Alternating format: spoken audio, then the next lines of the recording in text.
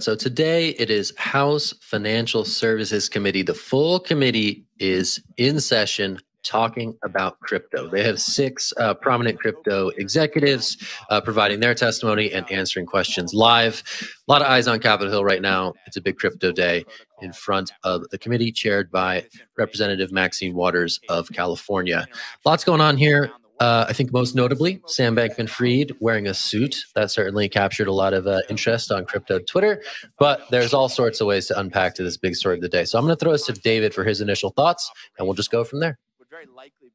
Yeah, I have to say at a high level, I watched about an hour of the hearings and wasn't too impressed so far. I think that it's very hard to get these six CEOs in front of a committee and not have them kind of talking their own bags and presenting a sort of rosy picture of things. In particular, I think this just continued my growing annoyance with discussion of Web3 in terms that are often really pretty ill-defined. And then I have to call out one particularly annoying thing that was said by Brian Brooks, who said that, I'm going to paraphrase here, but something to the effect that stablecoins do not represent the same kind of systemic risk as banks because they don't engage in lending, which is both false analytically and factually. And so I was a little disappointed to hear that from the former director of the Office of the Comptroller of the Currency.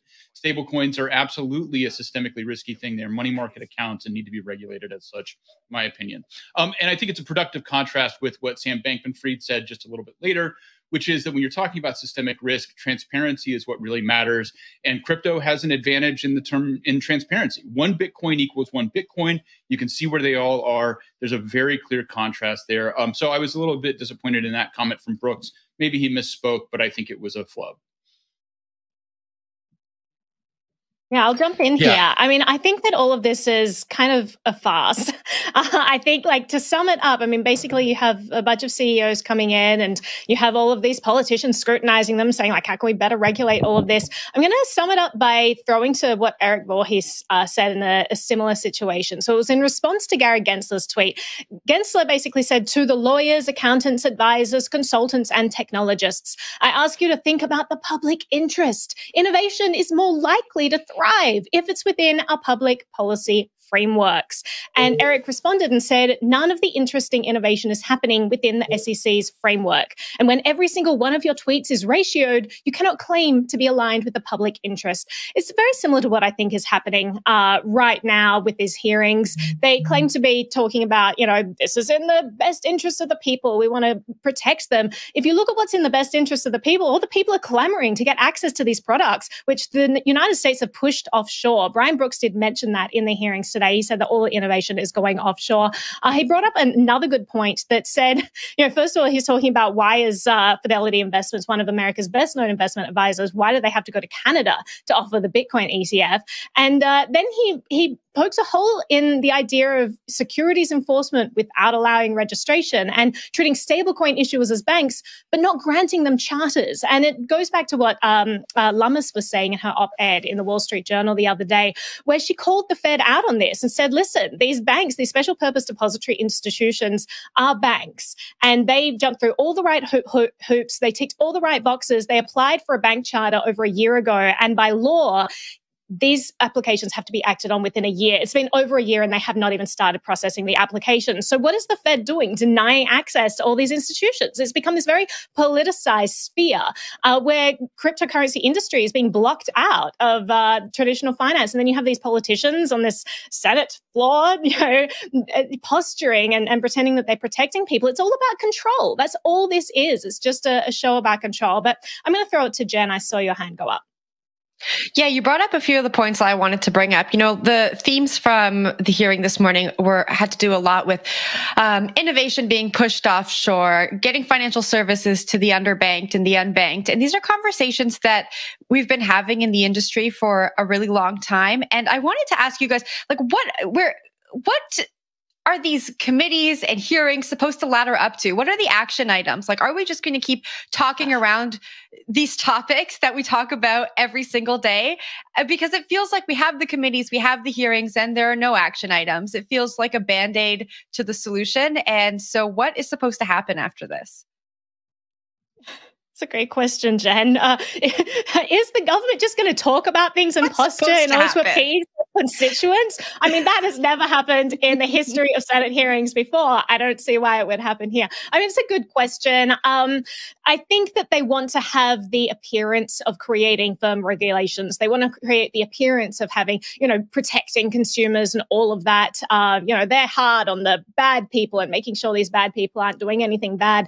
But I think that what it comes down to is like all of this stuff, it tends to just be a lot of posturing. I'm not sure, a lot of the people that they've interviewed, when they said, we need tougher regulations, how can we trust you? All of this stuff. And the people have responded and said, well, there's already a lot of regulations. Clunky, it doesn't really apply to our industry, but it's already a heavily regulated industry. This idea that crypto is this Wild West is a misrepresentation, because they have to abide by, they can't be fraudulent. It's against the law. Fraud is against the law. There are already rules in place for a lot of these things. There doesn't need to be crypto-specific law. And so it's just very strange the way that they present a lot of this stuff. But David, I'll throw back to you.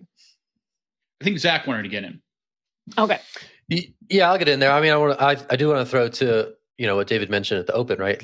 These are potentially systemically important pieces of the economy going forward, right? Especially around stablecoins. And I think, Jeremy Allaire, the guy we're looking at right now, who helms Circle, sort of really homed in on the fact that there's no stablecoin specific regulation on the books right now, right? So, we've seen the president's working group present a report on stablecoins. We've seen a number of sort of lawmakers still trying to wrap their heads around this. And I think what this hearing and others, Senate announced that they're doing a hearing next week.